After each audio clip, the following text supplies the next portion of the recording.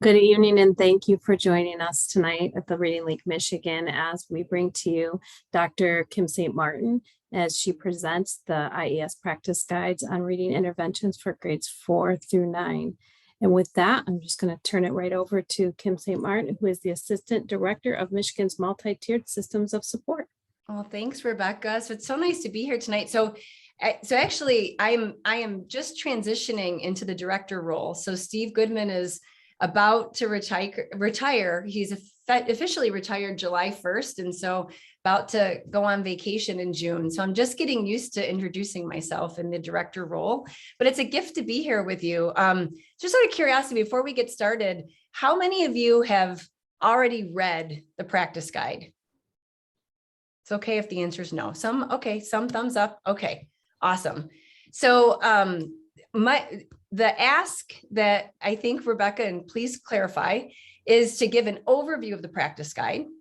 And so I'm going to pretty much use the slides that we are given by the group who designed the practice guide that we use on behalf of IES as we're giving this type of an overview. At the end of the presentation, I am, with your permission, going to take my IES practice guide panel off, and I'm going to give some just of my own advice and share some professional learning sessions about intervention, about adolescent students, and share some professional learning offerings that are available to people, not just in Michigan, but our Ohio friends as well, and other states could participate that would align with what's here in the practice guide. So do I have your permission after this presentation to kind of take that hat off and speak as Kim St. Martin? Is that okay? Please do so, please. Okay, awesome. So the reason why I do have to be very intentional about saying I'm taking my hat off and I'm going to speak as Kim St. Martin is that, the Institute for Education Sciences, we are very careful as practice guide panelists to not endorse specific programs. That is always a topic of conversation. And so I in no way, shape, or form want it to be perceived as though I'm, really recommending or that the panel that was a part of this practice guide is recommending specific intervention programs or publishers. So I just wanted to be very, very clear about that. So this is the overview of the providing reading interventions for students in grades 4 through 9.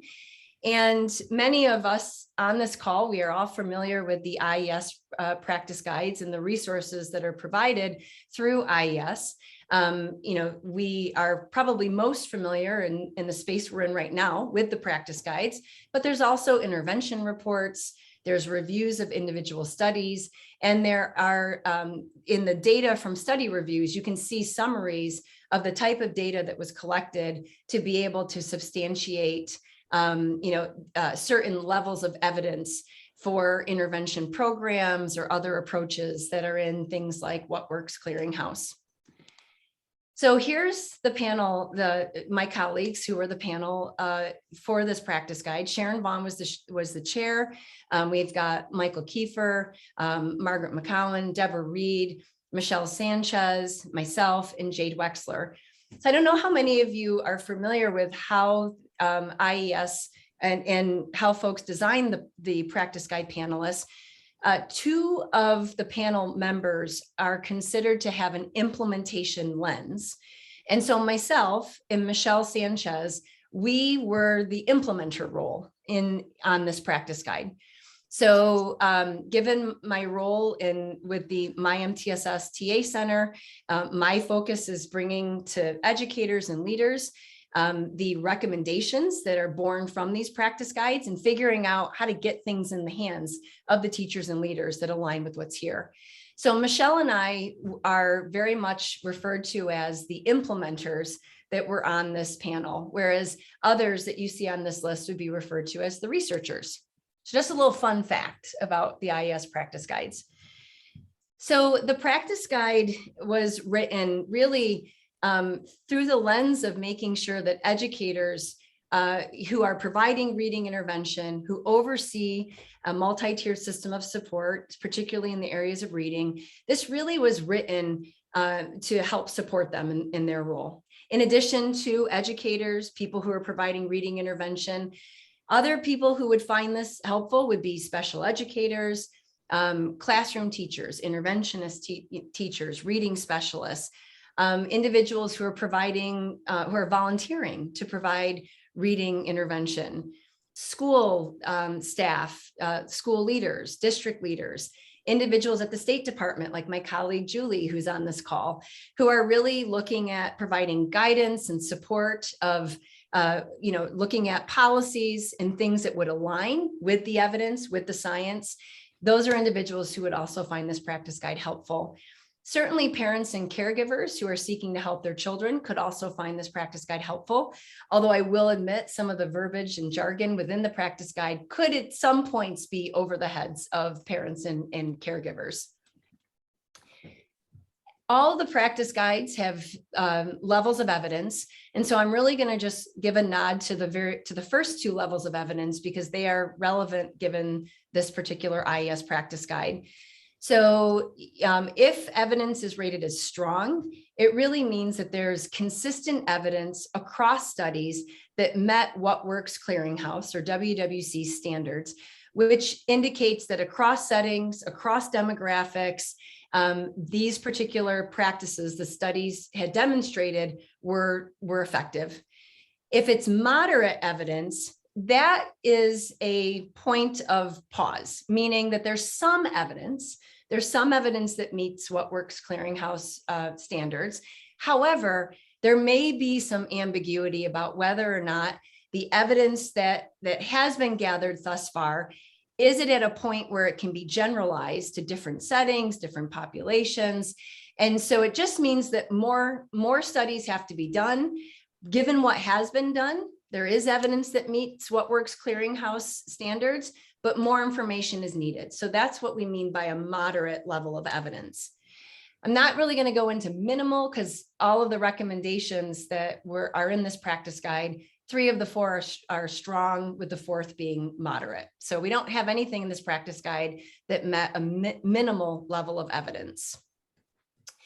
So here are the recommendations. You can see that there are 4 recommendations. The first 3, so building students' decoding skills so they can read complex multisyllabic words, providing purposeful fluency building activities to help students read effortlessly, routinely using a set of comprehension building practices to help students make sense of the text that they read. All of those things had strong levels of evidence. The 4th recommendation, which is frankly, in my opinion, and the panelists, I think my panel members would agree, it was the newest piece to the adolescent literacy research, where we're talking about providing students with opportunities to practice making sense of stretch text or challenging text that's going to expose them to a complex set of ideas and information.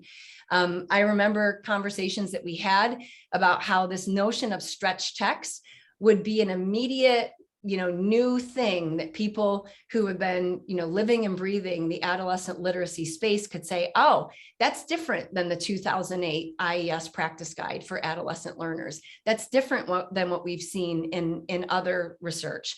So that has a moderate level of evidence. So before I dig into the recommendations, I want to just pause and see if people have any questions or comments. I do see the chat. So Rebecca, are you or someone monitoring the chat? Do I have any questions? I am monitoring it. We do not have any questions yet. Okay, awesome. Any thoughts or questions before we dig into recommendation 1? Going once, going twice. Okay. So recommendation 1 is multisyllabic word reading. So build students' decoding skills so they can read complex multisyllabic words. The level of evidence for this recommendation is strong. So within this recommendation, there are 4 how-to steps. And the first how-to step is to identify the level of students' word reading skills in the intervention group and teach vowel and consonant letter sounds and combinations as needed. And so related to this first how-to step, we want to make sure that we are identifying the level of students' word reading skills. This is going to appropriately help teachers appropriately place kids into reading intervention. And we want to make sure that students with similar decoding needs are grouped together so that we can make sure that students are able to receive the right level of intervention instruction that they need. So there's good alignment between what their decoding skills are and what the way in which the intervention instruction is going to be provided. So some of the things that the teachers can use to actually identify the level of students' word reading skills are things like word reading lists. They can also administer an oral reading fluency measure. And within the this recommendation of the IES practice guide, we do give some examples of things that teachers can use to help identify the level of students' word reading skills. The second portion of this recommendation, so the second how-to step, is focused on teachers using the information that's been gathered about students' word reading skills, and then being able to use that information to deliver intervention instruction. So for example, we could have students who need instruction in vowel R combinations like ARE, AIR. Those are things that are found in multisyllabic words like unaware or impaired. And they may need instruction in trigraphs like TCH or DGE that are found in multisyllabic words like dispatched or dislodged. So Howto Step, this Howto Step is really focused on, you take this information, you appropriately place students, you know what their needs are, and now you're going to teach them a routine to be able to decode multisyllabic words. So that really is Howto Step 2. And within this piece of the IES practice guide, within this recommendation, we give 2 examples of instructional routines that could be used. The first being being able to identify prefixes, identify suffixes, underline the vowel combinations, and then teach students how to be able to chunk the parts of a word, be able to read the whole word, and then ask themselves, is this a real word? Does it make sense? And so some of the people who are on the phone or on this call right now may recognize this first example instructional routine as something that's found in common intervention programs that our colleague, Dr. Anita Archer, has written. And so that would look very, very familiar to you. We give another example instructional routine though. And that instructional routine is focusing on kids identifying the syllables. So they are taking a multisyllabic word. They know that every syllable of a word has a vowel, and they are being able to identify the breaks in the syllables and then able to read the parts of the multisyllable word, blend the whole word, ask themselves, is it a real word? Does it make sense? So we've provided 2 example instructional routines. And there's example script and there's example, like you actually see words in which we've applied both of those routines. So that's Howto Step 2. So you've identified the student's level of word reading needs, you appropriately place them, you know what they need and don't need, and then you're teaching them a routine to be able to decode multisyllabic words. The piece that I want to emphasize before we get into the remaining 2 Howto Steps is that the routines that the panel used, we were careful to use routines that were generalizable across other types of words. So we want to make sure that students can use a flexible routine that isn't always contingent on having a teacher present and that can be used across a variety of multisyllabic words. So it's a flexible routine that they can use in a variety of situations. So a variety of core subject areas as they're looking at text and they're seeing different multisyllabic words. So Howto Step 3 is focused on embedding spelling instruction into the lesson. And so we know that making sure that intervention instruction includes an encoding routine where students are able to take the phonics skills, the decoding skills that they were learning, actually write words that contain those vowels and consonant combinations, prefixes and suffixes, to be able to help generalize, be able to help solidify their understanding. So embedding spelling instruction in that lesson is the third how-to step of this recommendation. And last but not least, we talk about engaging students in a wide range of activities that is going to allow them to practice reading multisyllabic words accurately in such a way that's going to increase their automaticity. Rebecca, are there questions in the chat or are we good? Okay, excellent. So we give an example of activities that can be used that would really operationalize Howto Step 4. So these activities, certainly we wouldn't embed all 10 into one particular intervention lesson, but they range from warm-up activities. So you can see for number 1 in this example, practice activity. So as a warm-up activity, the teacher's providing practice and vowel combinations and the multisyllabic words. And these are words that the student is going to encounter in a word list, or they're going to encounter in a section of the text that they're actually going to be reading during that particular lesson, intervention lesson. It ranges from a warm-up activity to asking students to read a list once and then once again with their partner. They would note words that they're having difficulty reading.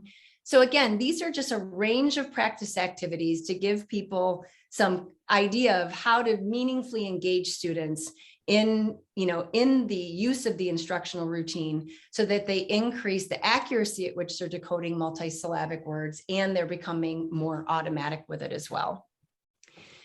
So in this overview, we're going to provide at least one obstacle. In some cases, when we get to the recommendations 3 and 4 that focus more on comprehension, we're going to provide more than one obstacle. But for this recommendation, we provided one obstacle, and there are many in here that are wonderful in the practice guide. But a common challenge that we hear teachers say is that a few of my students can read multisyllabic words pretty effortlessly, but they still perform poorly on reading tests because of their weak vocabulary or they're having difficulty comprehending. And so the panel recommends that for these students, they need additional work on language and vocabulary development. So minimize the decoding and the fluency instruction and maximize the comprehension intervention. And so when possible, if this is the case, if this is a common challenge or a potential obstacle that teachers are experiencing, group these students in an intervention that does in fact have the primary emphasis on oral language and reading comprehension. So some of the activities that would happen within that intervention would be things like experiences. You'd want to make sure that the activities build their experiences to increase their world knowledge in addition to their word knowledge, and making sure that they're given sufficient opportunities to engage in meaningful discussions with their peers about the text that they're reading. And of course, this is all under the guise of the interventionists monitoring the instruction, making sure that the discussions are on point. But these are some recommendations that the panel provided for this common obstacle. So that leads us to the second recommendation, which is fluency building. So this recommendation is focused on providing purposeful fluency building activities to help students read effortlessly. So the level of evidence for this recommendation is strong. And there are 3 how-to steps in this recommendation. And so for the first step, Howto Step 1 is to provide a purpose for each repeated reading. So the panel recommends that students be asked to reread the same passage approximately 3 to 4 times. However, each time that they are reading, we would want them to be reading with a different purpose. So within this recommendation of the practice guide in this how-to step, we give some examples of what the different purposes for students rereading text could be. So the purposes can vary based on the student's needs. So for example, you could have students that are working on word reading. So they can read a particular text or a passage of the text really with the purpose to identify the multisyllabic words, or they could be reading the text for the purpose of improving reading accuracy. Another purpose could be to read answer questions about what they've actually read and be able to make connections about the text that they've read. So we provide in this How-To Step 1, we provide 3 examples to help teachers see how you can build fluency through having students repeatedly read a passage with a different purpose. I saw recently, so David, I wonder if this was going through your head, but there was someone that posted on the Michigan Science of Reading Facebook page just not that long ago saying, I think repeated reading is like dead. Like we've forgotten about repeated reading. And I did weigh in, with that post. I don't usually weigh in often, but my recommendation was to read recommendation 2, because we really do talk about repeated readings. And so I'm not sure, David, I don't have a visual of you, but was that what you were thinking, my friend? I don't know if did you give thumbs up? I can't see you. Okay. Yes, definitely. That was super helpful. Yeah. So what's nice about this is that because there is some truth to be said about the fact that years ago, repeated readings sadly really were about just having the kid read the same passage again and again and again. And so when we wrote this recommendation, we were very careful to try to prevent some of those, what we would say is, misuses of repeated reading, just having kids read the same passage again and again and again without having a purpose and without fluctuating or changing the purpose. We did not want that to be the takeaway. So that's why we included some practice, some example ways to set the purpose differently and be able to engage kids in meaningful practice. So that's the first how-to step for this recommendation. The second one is focus some instructional time on reading with prosody. So being able to read with expression, at an appropriate rate. And so this is something that students need to know when they should be pausing, when to place certain emphasis on words. They also need to understand the tempo of reading can help students actually understand what they're reading. I used to always say that I could get a lot when I heard a student read to me, like in a 1-minute fluency probe, because I could tell based on where they started to slow down, based on their tempo, based on if they were pausing correctly. And I could hear comprehension breaking down. As strange as that sounds, you actually, in my opinion, can hear that. So focusing some instructional time on reading with prosody is something that we would recommend happen as the second how-to step to enact this recommendation. How-to step 3 is to regularly provide opportunities for students to read a wide range of text. And so again, historically, going back to some of the limitations of repeated reading is that kids were just reading the same passage again and again and again. And there certainly wasn't a wide range of text. It could have been something that was in certain commercial fluency building programs per se. So this how-to step, along with some of the others, is designed to counteract that limitation by making sure that we're keeping the emphasis on exposing kids to a wide range of text that contain varying sentence structures. So there's simple, compound, complex sentences. There's a range of new topics, and there's a variety of new words, because we want to make sure that we're building their world and word knowledge as well. So if we move into some of the potential obstacles, the one that I've selected for this presentation is some teachers say, gosh, it's hard to find materials that include the words or the patterns the students are learning, relate to subject area topics, are age appropriate, and increase in difficulty. And so the panel recommends that if this is an obstacle or a potential challenge that schools are facing, we talk about how often there are published programs that do have word lists, they have passages for fluency instruction. So those certainly could be used. However, If you have a school or these things are not available, then the recommendation is to choose words and passages from a variety of sources. These things could be subject area textbooks, novels, newspapers, electronic resources. And by choosing these pieces of text, it would emphasize the sound patterns, words, and the overall content of the lesson. In addition, we suggest that there be time, if teachers have to find the passages, to be able to, to give this type of fluency building practice, schedule time during grade level or department meetings to be able to have teachers engage in this activity. So use an existing meeting structure where they can collect and develop the materials to address the skills that are being taught. And then over time, they can have a bank of materials that are going to span a wide range of topics, and they vary in different levels of difficulty. So that's one common obstacle, but again, there certainly are others in this recommendation. So let me pause right there and see if there's any comments or questions. We do have a few. So the first question is repeated reading oral or silent? Clearly for prosody, it's allowed. Mm-hmm. So, that is an interest. So you can have kids repeatedly reading orally and silently. So like Read Naturally is one commercial program. You do have kids that are reading, and you have different programs where they're reading silently. And then you have an adult come over where they are reading aloud so the adult can hear. I like to hear the student read.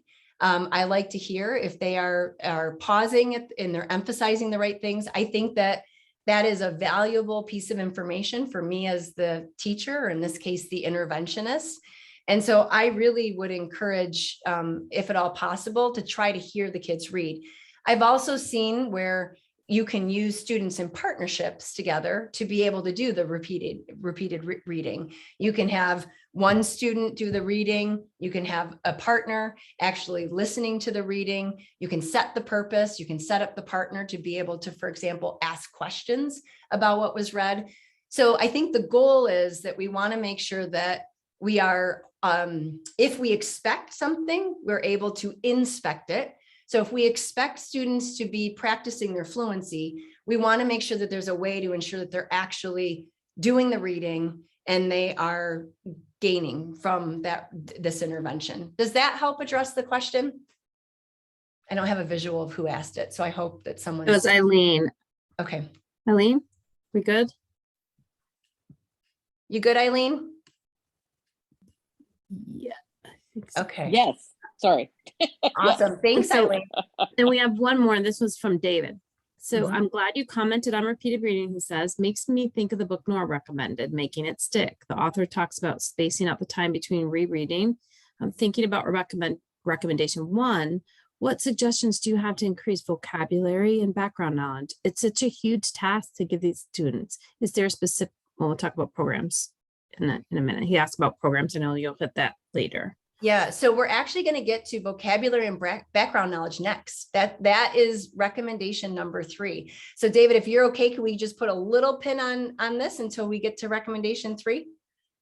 And I also want to say, there are so many people on this call that have significant expertise. So I want any of you to feel free to chime in and be able to answer the questions. Don't think that it all has to come from Kim St. Martin. So I just want to put that out there because we've got a lot of expertise on the phone. Okay, so now we're into recommendation 3, which is comprehension building. And this is focused on routinely using a set of comprehension building practices to help students make sense of the text. So the level of evidence for this recommendation is strong.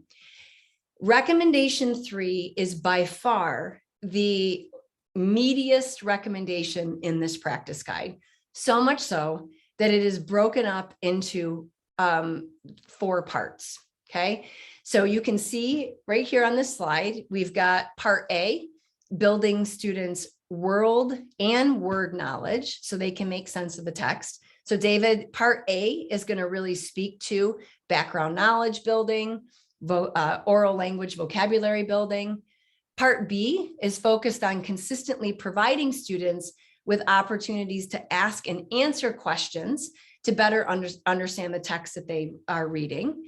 Part C moves into teaching students a routine for determining the gist or a short summary of a short section of a particular text. And then D, teaching students to monitor their comprehension as they read. What you're going to see in these recommendations, and I hope for people who've read the practice guide that you've already seen this, we were very intentional to try to integrate and make connections across all 4 recommendations. So for example, in the very first recommendation that talked about decoding multisyllabic words, the obstacle that I shared was talking about a student that really some kids didn't need decoding instruction. They didn't need that. But they weren't comprehending about what they had read. So we recommended that the focus be on comprehension. And in the practice guide, you'll see it gives a nod to recommendation 3. So these recommendations are very much going to give a nod to other things. You're going to see in recommendation 3, you're going to see that when we are building students' world and word knowledge, one of the ways to give them sufficient background knowledge is to make sure that we've identified words that they may or may not be able to pronounce or cannot decode. So that's giving a nod to some of what was discussed in recommendation 1.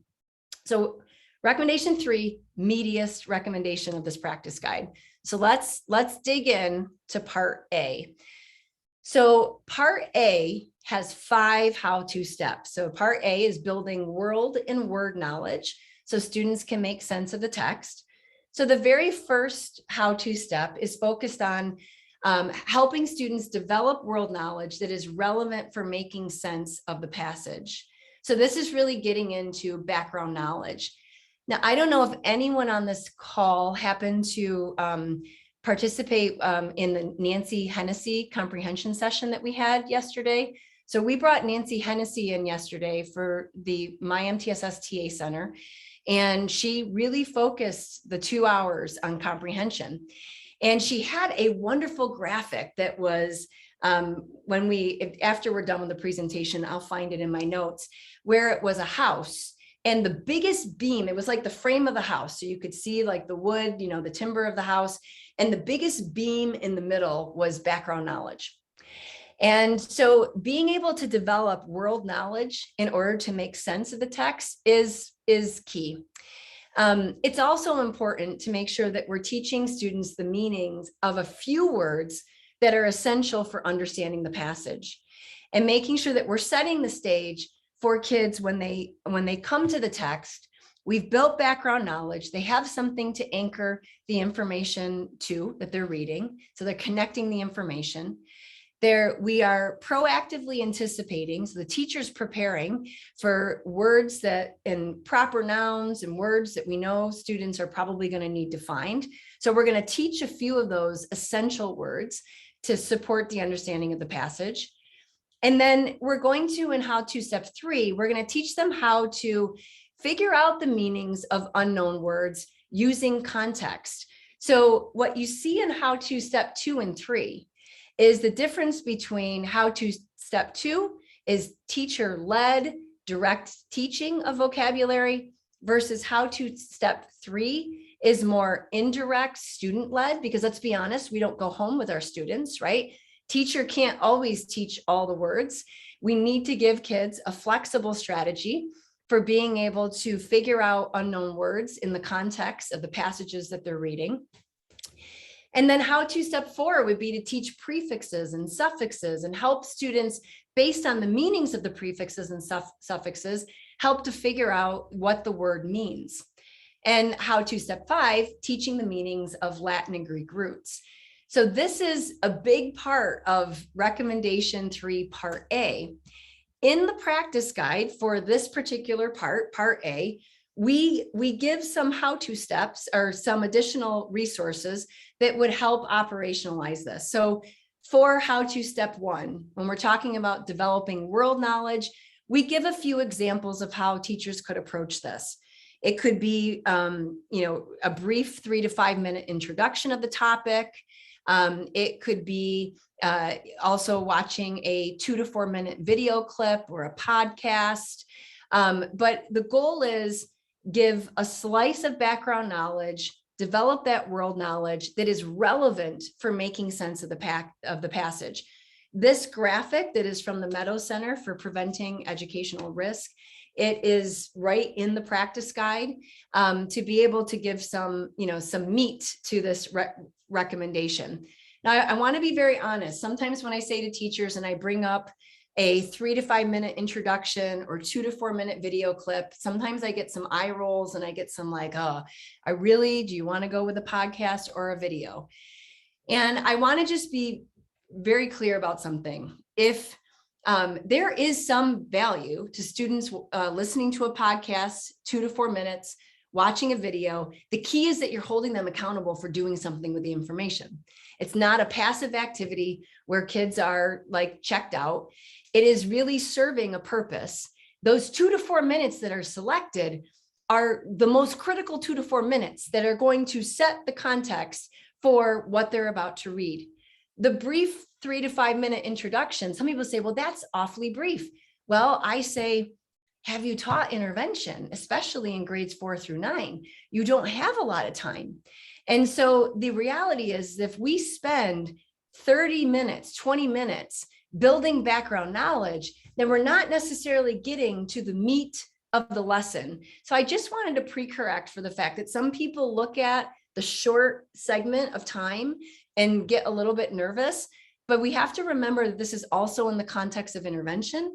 And we're also being very realistic about how much time is allocated for intervention. And I know 4th and 5th grade classes that only have about 30 minutes allocated for intervention groups, maybe in middle and high school, 43 minutes, like a class period, but we've got to be judicious with the time that we're allocating. So here is one of the obstacles for this part of recommendation 3, part A. There are so many words that my students do not know.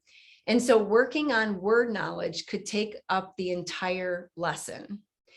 And the goal in this part A of recommendation 3 is to focus on words that are essential to understanding the passage. So those other words that so for you guys are going to do a book study with Isabel Beck's book. Think of, we use the term essential words. Think of those as tier 2 words. Those are words that students would likely need to know. They're going to come across in different settings. They would be high utility words that they could use often. It would add to their academic vocabulary, if you will. There's going to be other words that they likely are not going to be using. So don't spend a lot of time on that. Just be able to look at the word, provide a quick meaning, pair the meaning, and continue reading. You don't have to go into a full-blown lesson. You can also show students how to use dictionaries and thesauruses. Nowadays, with a lot of the books that are on iPads, Chromebooks, there are ways to push a word and be able to activate a dictionary or a thesaurus to be able to support that understanding. So this is the panel's recommendation for this particular obstacle.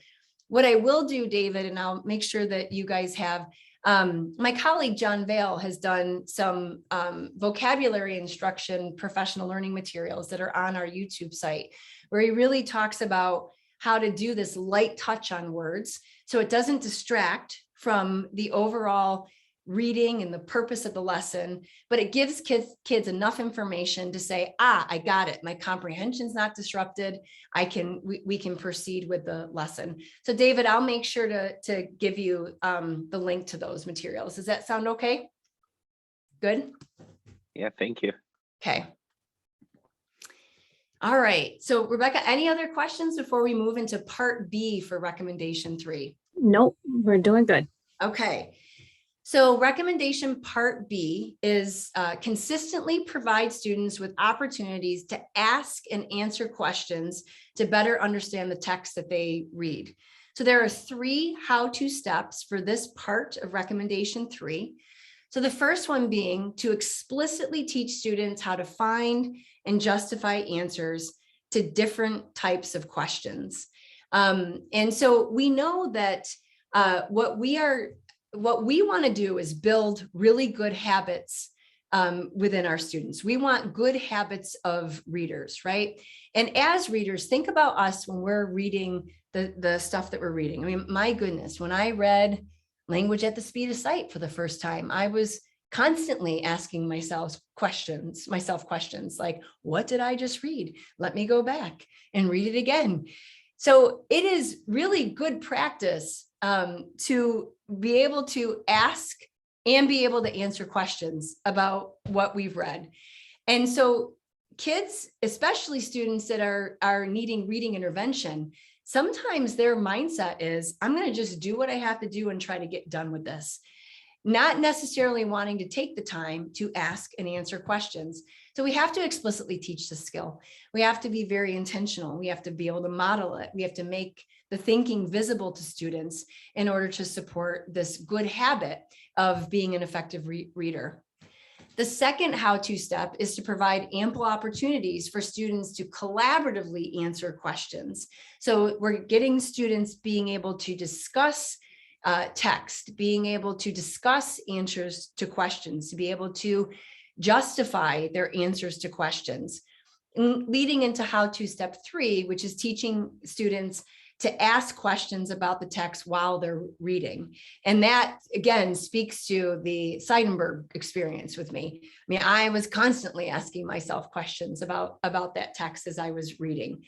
Good habits, good reading habits, but we can't commit a suicide that all students have them or see the need for them. So we have to teach that. We do provide in recommendation 3, part B, we give some examples of the types of questions that we're talking about. So there are 3 different question types that we provide. There's the right there questions. So that means that the information that one would need to answer the question is right there in the text, because oftentimes even the words themselves that appear in the questions appear in the text. So the information's right there. And for those of you who work with Anita Archer, she would refer to this as a text-dependent question. So these are right there question types. The second one is a think and search question. So that type of a question type is where the information that's needed to be able to answer the question, it's in different parts of the text. So the student actually has to think and they have to search. So they have to be able to think about what's being asked. They have to search for where the answer would be in order to figure out the correct answer. So this type of question could also be referred to as a text-dependent question. You just have to search around for it because it could be in different parts of the text, but you still need the text to be able to supply the answer. The final example question type that we provide is the author and me question. So to be able to answer these types of questions, the student must connect the information in the text with the information that they've already learned or things that they've perhaps read previously. So this type of question can be referred to as an inferential question. So they're going outside of the text and they're using what they previously have learned, what they've previously have read to be able to supply an answer. So these are the 3 example types of questions that are within recommendation part B. We also give an example of question stems that could be used for the how-to step when we are asking students questions about the text. Because, having been in the classroom, which I know all of us either are or have been, some of this stuff is not intuitive. I mean, how nice to actually have things written out for us to be able to use. So we have supplied some sentence stems so that when teachers are really teaching this particular part of the recommendation, they can actually supply students with these sentence stems. And this is going to support the students and it's going to support the teacher. It's going to reduce the prep on the teacher as well. Okay, so recommendation 3 part C. So this recommendation is focused on teaching students a routine for determining the gist of a short section of text. So there's 3 how-to steps in this recommendation, and determining the gist isn't new. I mean, many people have heard get the gist. I mean, it's been a common strategy that we've been talked about. The evidence still holds true for teaching a strategy for kids to write a short, concise summary about what they've read, or provide orally or write a summary about what they've read. So in order to do this, the teacher would need to model how to use a routine to actually get kids to generate just statements. Moving into the second how-to step, teach students how to use the text structures to be able to generate just statements. A lot of times oftentimes students aren't even taught the different text structures. And so it's important that we actually explain the different types of text structures, what types of information you can get or you would expect to get if a text is written is structured in a certain way. And we would also want, within this part of the recommendation 3, to teach students how to work collaboratively with one another to generate the gist statements. So I provided an example that's within this part of the IES practice guide for recommendation 3. This is an instructional routine that could be used to support students in generating a gist statement.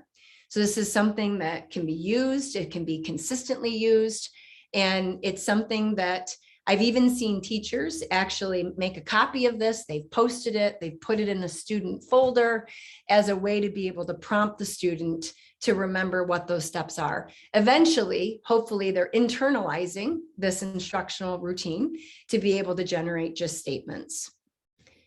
Another example that we've given that would touch on the use of text structures to help students be able to get the gist is we've actually included some guiding questions based on the text structure. So we've highlighted problem solution text, cause and effect text, compare and contrast text.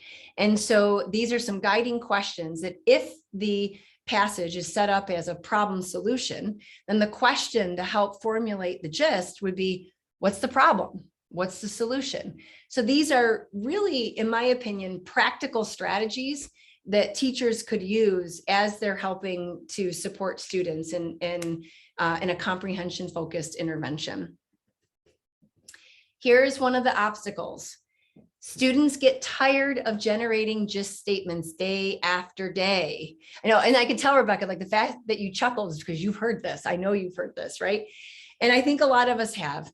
And so what we want to talk about here is variety. You can take a vacation from getting the gist. We do not have to do getting the gist every single day for 180 days a year. Some variety in the activities that we're using is going to be very helpful. And so we want to make sure that we spend some time, we develop the skill to be able to support students in generating the gist statements, but then we can spend time on other areas of comprehension. Like to your point, David, building word knowledge and or asking and answering questions. So it's okay to take a gist vacation break. Right. Last but not least, recommendation 3, which is part D, is teaching students to monitor their comprehension as they read. So there's 3 how-to steps for this recommendation. The first one being help students determine when they do not understand the text. This is not intuitive. I mean, we have some kids, again, who are just trying to get over with the intervention. They find reading aversive. It's just get her done. And so we've got to help students be able to know when are you understanding what you're reading, where and when is it starting to fall apart, and ultimately, when do you not understand what's being read? So Howto Step 2 is teaching students to ask themselves questions as they read to be able to ensure that they're checking their understanding to figure out what the text is about. So you're not waiting until the end to figure out if you didn't understand what was read, but there's ways in which we can teach students to build these good habits where they're asking themselves questions along the way. And last but not least, the third how-to step is providing opportunities for students to reflect on what they've learned. Okay, So these are some examples. So we've given some possible questions that students can be given to ask themselves as they read. So this is getting at comprehension monitoring. This is a process that we have to teach them. So here's an example that we provide for part D of this recommendation. Here's the obstacle. My students are reticent to share what they don't understand, what they did not understand. Anyone who's worked with adolescents or has the gift of having adolescents as children knows that they don't like to say when they don't understand something.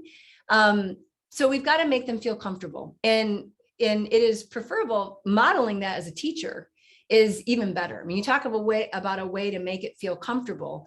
Be honest about texts that you yourself didn't understand. I would happily bring language at the speed of sight and say, oh my goodness, I read this section and I was like, I have no idea what I read. So make it feel safe and make it feel normal, because it is normal. We don't always understand what we read. So some students may not feel comfortable at first, and they may want to hide their confusion. They may want, because they're not accustomed to saying I'm stuck. But again, by the repeated gentle encouragement, being honest about what you or any adult experiences, that's going to help them feel more comfortable. Okay, last but not least, stretch text. Recommendation for a stretch text. So stretch text is about providing students with opportunities to practice making sense of stretch text or challenging text that will expose them to complex ideas and information. So unlike the previous three recommendations, this recommendation has a moderate level of evidence. So there are 3 how-to steps for this recommendation. And so the first one is we would ask that teachers prepare for the lesson by carefully selecting appropriate stretch text. So they're going to carefully select the text, choose the points at which they're going to stop for discussion, and points at which there's going to be clarification provided. And they're going to prepare by identifying words to teach. So that's the first how-to step. The second how-to step is providing significant support as the group works through stretch text together. And recommendation 3 is after students have demonstrated comfort with reading the stretch text with the group, we want to be able to give them electronic supports to use when they're independently reading stretch text. So this is going to help them being able to pronounce difficult words and word meanings. Now, I want to just say that this one, so Michelle, can you drop in the chat your Padlet? Because I had the gift of watching Michelle Alaya and Carolyn Turner do a presentation that you guys, Michelle, what did you call it? Stair stepping the text. What was the name of the presentation? I think the one that you're talking about is equity through rigorous text for all. But yeah, we talked about Tim Shanahan's stair step texts in there in the presentation. And it was a brilliant example of how a teacher would prepare to teach using stretch text. Would you agree, Michelle? I would absolutely agree, but I don't want to take too much credit because the idea was based on the quad text framework from Lupo and then also Shanahan's stair step text. But yes, absolutely. Yeah, but Michelle and Carolyn put together an amazing lesson that they modeled in that presentation that they need to accept some credit for. So, but I asked Carolyn yesterday, I said, can we share the Padlet? Because if you really wanted to see a teacher who would try to operationalize this and put this into practice, you're going to see it in the Padlet. Michelle, can you point people to where it is in the Padlet just so it's on the left-hand side, right? It is on the far left are the handouts, and then the video are on the first column, the very first, and then the other things are just resources we mentioned. Yes. So when a teacher is preparing to select stretch text, we want to make sure that they're thinking about texts that are at the upper range or somewhat above the upper range of the student's independent reading levels. And so this is complicated. As a matter of fact, there are other, in recommendation 4, we talk about some of the confusion about what constitutes stretch text. Is it above the independent reading level? Is it at the high end of the Lexile level? There's a lot of differences in how people are defining this. Our general rule of thumb is that it's at the upper range or somewhat above the upper range of a student's independent reading level. You would want to sequence the passages so that the difficulty and the passage length gradually increase. Okay, so we want to, and that's getting at, you know, like in part, Michelle, to use the analogy of stair stepping, right? We don't want to like just push them off the cliff, right? We've got to make sure that we're scaffolding. We want to make sure that we're choosing texts that are related to the topics that the students are studying within their subject area classes, if at all possible. We would want to do this rather than isolated passages or excerpts. Again, we're building knowledge. If we can connect this to what they're learning, perhaps in class, or if you're in a middle school or ninth grade, what they're learning in their core subject area classes, even better, right? That's a win-win for the core subject area teacher and for the student and the interventionist. And we want to make sure that we're looking for texts that are engaging and they discuss interesting ideas and varying perspectives. We would also want to make sure that the prep of this is key, that before the lesson begins, the teacher has to prepare by reading the text. They have to choose those stopping points or those pause points for group discussion. And they would also want to make sure that there's a list of difficult multisyllabic words, proper nouns, essential vocabulary to discuss before and during the reading. Okay, so then again, this is giving a nod to recommendation 1, the difficult multisyllabic words. It's giving a nod to recommendation 3, part A, building word knowledge as well. I've given you some examples of what the teacher who's preparing to read a short section of text, of grade level text about a novelist. You could see an example here.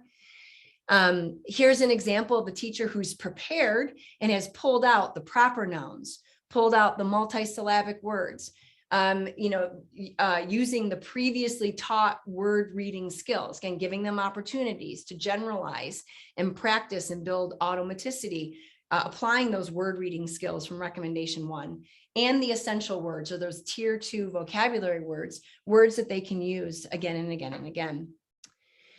Howto step 2, we want to provide significant support as the group works through stretch text together. So working as a group with the teacher support, this is key. This is not as Dr. Archer would say, assign and bless. This is not, we just assign and bless them to go and do it. This is not an independent activity. This is going to be teacher guided. And we want to, before kids start to read, help them understand that stretch text activities are going to be difficult at times.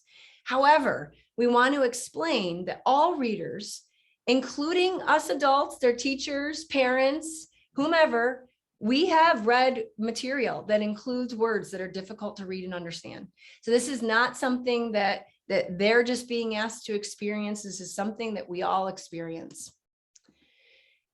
We also want to explain, and you're going to have to remind them of this often, that it takes practice, just like athletes who are practicing or people who are learning to play instruments.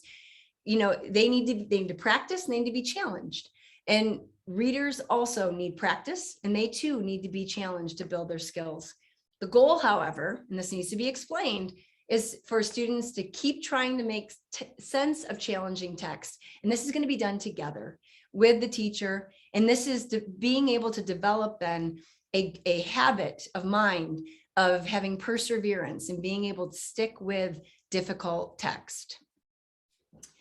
Howto step 3. So after the students demonstrate comfort with reading the stretch text, then you can provide the electronic supports. So over time, students are going to feel increasingly comfortable working with stretch text. So in addition to giving them the challenging texts that they're going to wrestle with, we can also, give them opportunities in the small group setting and during independent reading time. But again, we don't start with just handing it to them to independently do. This has very much been fostered and scaffolded So when the time comes for them to do this during independent reading time, we have increased confidence that it's not going to cause them to shut down. And most of the devices nowadays do include electronic dictionaries and thesauruses. And some devices may even have software that can actually remind students about, the knowledge of word parts in order to help being able to understand the meaning of a word. One of the obstacles that we're going to talk about is stretch text is too frustrating. And this we hear a lot. It's too hard. Why are you expecting me to give this to my students? And this is causing them to give up too early. So we want to remind teachers that this is, yes, and remind teachers and then remind students, this is a challenging task, but it's just one part of their lesson. And they are going to be guided and fully supported. And the reality is, guys, that if we've got a fourth grader, I've worked with fourth graders that are 2 to 3 levels below in reading. They will get to middle school if that opportunity gap has not been closed. They are going to be in text that is too challenging. And so it just baffles me that in the secondary setting, in the elementary setting, we haven't set up the conditions to be able to prepare them and teach them how to navigate stretch text, to prepare them for what they will be dealing with in middle and high school. So this is very important. It is going to be challenging, but we're going to support them. And if we need to, we can begin with very brief 1 to 2 sentence stretch text, and that can gradually build to longer sections of text. We also could remind students before they actually read that, yes, this is going to be difficult and you likely aren't going to read it with ease, but you're going to see improvement with practice. Just like when you started playing your instrument, you didn't start playing. I didn't play the clarinet and come out sounding like I was in a symphony. I mean, it squeaked and sounded horrific, but I got better with practice, and the teacher's there to support them. So that is the overview of the IES practice guide. And I know I'm 5 minutes over, Rebecca. I hope that's okay. I have plenty of time, and our participants, if you need to go, feel free, and we will continue to appreciate you, Dr. St. Martin, as long as you are available to us. Well, I wanted to just get anyone's reactions or comments, and then I'm going to share some upcoming professional learning opportunities. Does anyone have anything they want to share? Eileen had a hanging question. So Eileen, can you just start with your question?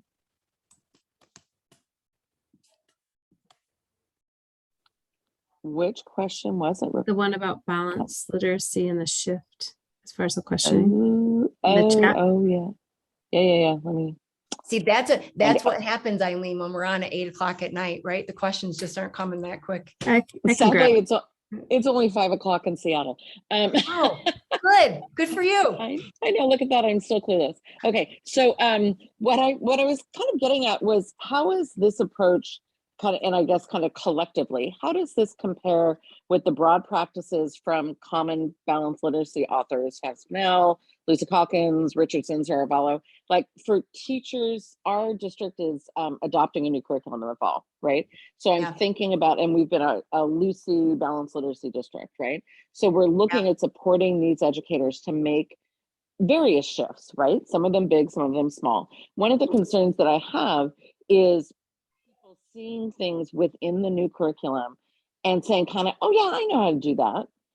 When in fact, because they haven't been provided deep professional development on science of reading yet, that's coming. Mm-hmm. But so the idea of how do we get the, we know they need to evolve their practice, right? Mm-hmm. So behind the scenes, I know this, but I'm trying to imagine when we have educators that kind of do that quick gut check. Oh yeah, got it.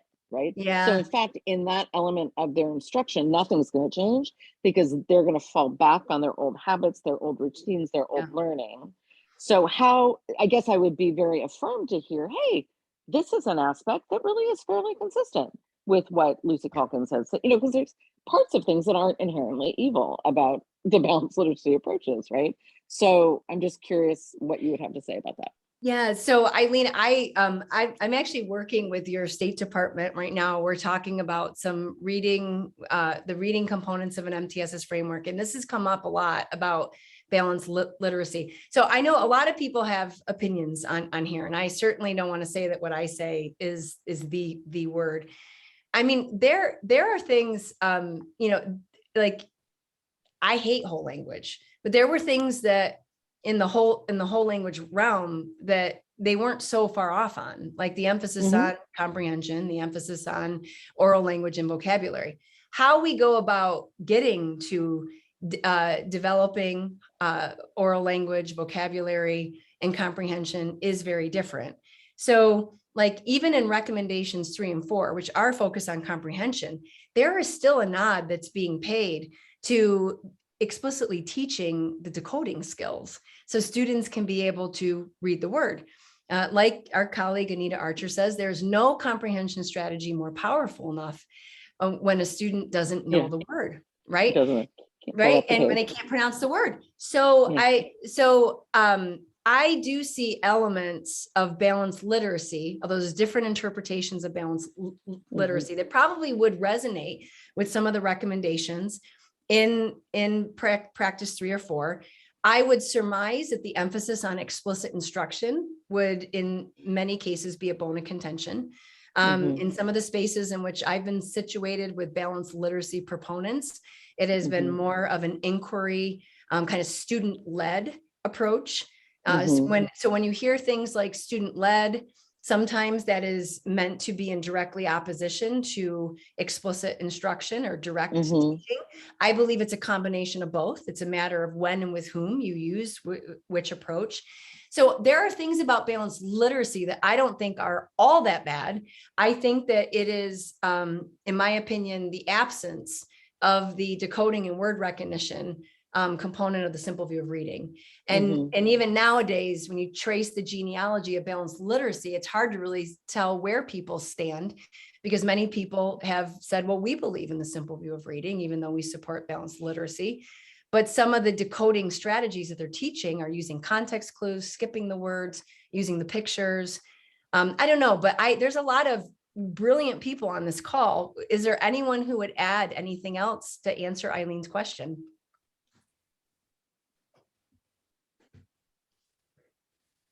Okay. Eileen, did that help? Yeah, I think that one of the things that helps me a little bit to think about this is lowercase b, lowercase l balanced literacy, right? That what's wrong with balanced literacy? Who in heaven's name would not want a balance in our literacy, right? So if we can get the fire off of the capital B, capital L, and really dialogue about what are you talking about?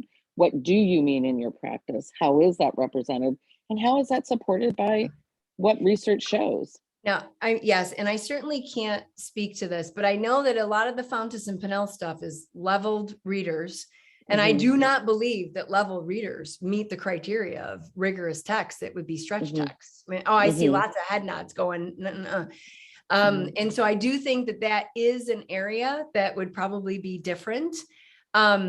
Your point about balanced literacy. So I'm not sure. So if you trace back the genealogy of the term balanced literacy, it actually was born out of back in the 80s, the state of California adopted whole language. And one of the state board members in California had watched her grandson, who at the time was in first grade, and went into his classroom. This is it's a year after whole language was officially adopted and used in schools in California. And she went into her first grader's classroom. And this is actually in a book. It's Robert Pasternak's book, and it's on my shelf, but I can't spot it. But and she noticed her grandson wasn't reading.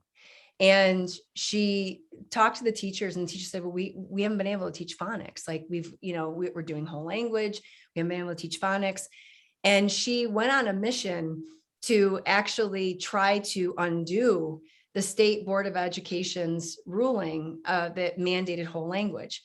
She gave a presentation, and she presented in her speech, the title of her speech was A Balanced Approach to Teaching Reading.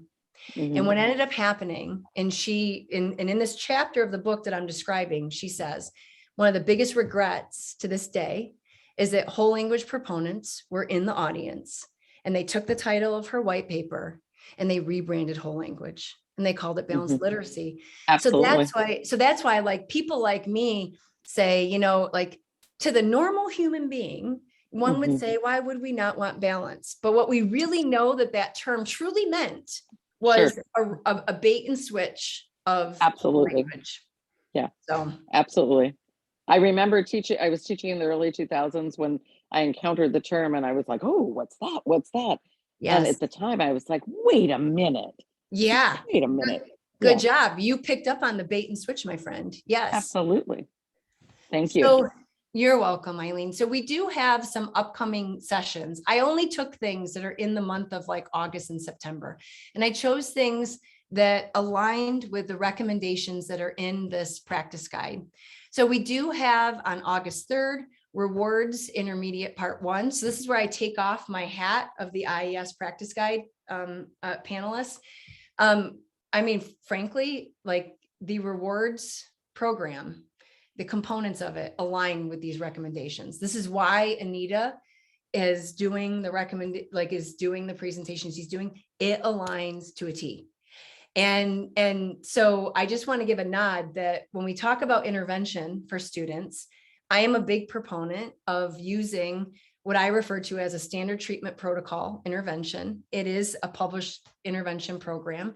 I don't believe that teachers have the time to write all of their lessons and figure out the scope and sequence of instruction and how to get more explicit and provide more guided practice opportunities and align the text that aligns, it includes the consonant and vowel combinations and prefixes and suffixes that they're being taught. Rewards Intermediate is great. I've tutored with it. I've seen lots of success. We've supported many schools in using it as a part of an adolescent literacy model demonstration. Anita's doing the training herself. She's doing intermediate, which would be for the upper elementary grades. Part 1 is in August. That is a full day. I mean, like that is a full day. Part 2 is actually in October and it's a 2-hour session. It's more framed around, okay, you've been implementing, let's talk about the good, the bad, and the ugly. So part 2 is really more just focus time with Anita, but part 1 is the full-blown training in Rewards Intermediate. On the 3rd, the 4th is Rewards Secondary.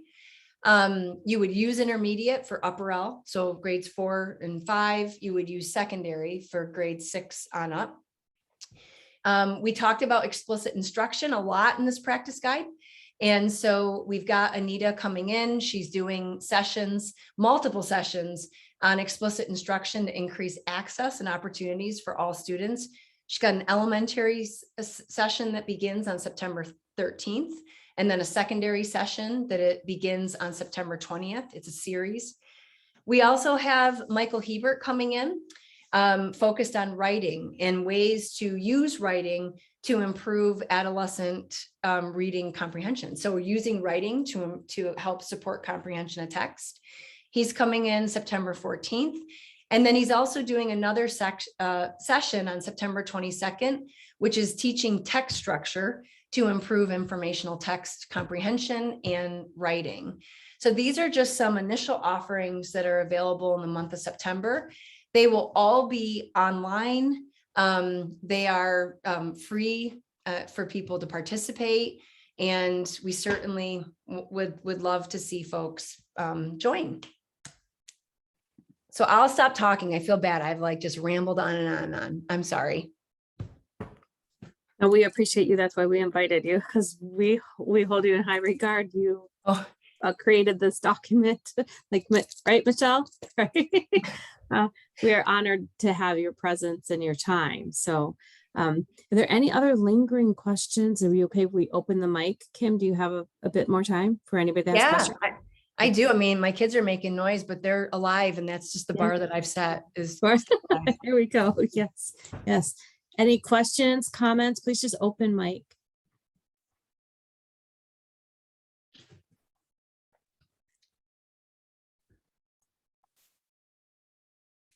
Kim, how can we get more information about registering for all those lovely training sessions? Yeah. So, oh, yes. So if you guys are not on our listserv, I would love it if you could join our listserv. So see, you would think, thank you, Julie. See, I was not prepared to advertise for that. but I knew you would pick up on that. And so let me find where you would register for our listserv. I think it's like info@mymtss.org. We're in the process of redoing our website, but get on our registration email list and we'll be sending these things out. I did it like last night at 9, I went into the master training spreadsheet and went through September and said, I'm just going to give a big reveal to what's in September. So no one knows I did that, but I didn't get them on the website, went into the master training spreadsheet. So that means they're not quite available if we were to go to your website. Not yet. Okay, Not so yet. And we're in very the process good. of updating the website. So by the fall, it's going to have a whole revamp look to it. But if we can get you a part of the listserv, we will absolutely, you'll get the notifications. Yeah, Eileen. Is there, I've got your website up, can you point to where one would register for the listserv? Yes, I I hint there. can. It's I know, a see, beefy this is- website. I know. Well, it's being completely revamped and they've already moved some things. So hold on a second. Let me, as I'm looking for that, Eileen, Yeah. let me just, let's have other people ask questions, which will buy some time for me to find it. Okay. Absolutely. Kim, I'll buy you some time. You mentioned Read Naturally, and I have not used it, and I hear people who love it and who say don't use it. Where do you live on that? I am just I'm not a big fan of it, honestly. I mean, I don't think it sets a different purpose for reading. I also question, I mean, you know, like really students, sometimes students need fluency practice because they actually need to generalize the phonics skills that they're learning. So some of these passages are really just devoid of aligning with the phonics skills that they've actually, you know, been, you know what I mean? Like that they've been learning. So I'm not a fan. And I know that there've been some studies that have been done. I think the National Center for Intensive Intervention and their academic tools chart actually has given some pretty low effect sizes. So it's just not something that I'm a big fan of. I mean, I hope I'm being careful saying that, but I'm just being honest. But I saw other people's heads nods too, so I'm not the only one. Well, Kim, I found where to sign up for the listserv. Oh, can you add it? oh, yay. I just put it in I frequent the Thank you. website. So it's, if you go to I put it in the chat, the events page on the right hand side, it says get technical assistance center notifications. And there's a link to say, that says sign up page there.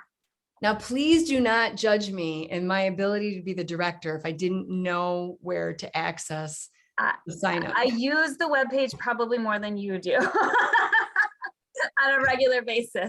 So I'm using the training master spreadsheet. there So, you go. yeah, There you go. You Kristen. have the inside scoop. I access it from a customer. Thank you, Kirsten. You're welcome. What other questions do you guys have? I really applaud what you guys are doing. You know, I mean, we've got the Ohio Reading League chapter represented. We've got, you know, the Michigan consent. We've got Eileen from Washington. Is anyone else from outside of the state of Michigan by any chance? Maybe not. I'm from Indiana. You're from Indiana, Tracy. Okay. Yeah. So Indiana. So, I mean, I really applaud what you guys are doing. And, you know, I'm just happy to be along for the ride and as we work together to improve reading outcomes. So thank you for inviting me. I really appreciate it. I just saw Wisconsin and Virginia in the Yes, chat yes. as well. Oh, look at this. We got Massachusetts. Massachusetts. Mhm. Oh. Wow. Awesome. Very, very cool. Very cool. The accents we have on this call is fantastic. So many accents. And I do have to say, I just want to say that is a characteristic of the Reading League chapters. We try to partner with our state departments. We try to partner with each other, the IDA, because we are all in this for students. We're not looking for number counts for, you know, this. We're just here to serve you and give platforms to people that have important things to say, like you, Dr. St. Martin. So we do appreciate you and all the brave educators that are doing this work. I just want to that are isolated or feel alone and feel like they don't have a tribe. Yeah. We want to be that tribe for you and bring you the information, Yeah. because there's administrators and there's teachers doing this really hard work because they value it for their students and they know it's the right work. So thank you for your service as well. And Yeah. congratulations. Woo! Go, Dr. St. Martin. Oh God. Yes, God, yes, please. yes. I'm so not used to anyone calling me doctor. Just please call me Kim. I don't know. Yes, but I mean, that official job, you're just gonna have to take some of that, my friend. Well, thank you so much. You guys have a great rest of the week, okay? Yes, thank you. Thank you All right, so nice much, to see everyone. you. Okay, Good evening. bye Thank everyone. Thank Bye-bye. you. Have a good night. Thank you, everyone. Thank you. Nice to see you, Michelle. You too. Thanks for letting me come on tonight. This was fun. Thanks for joining us.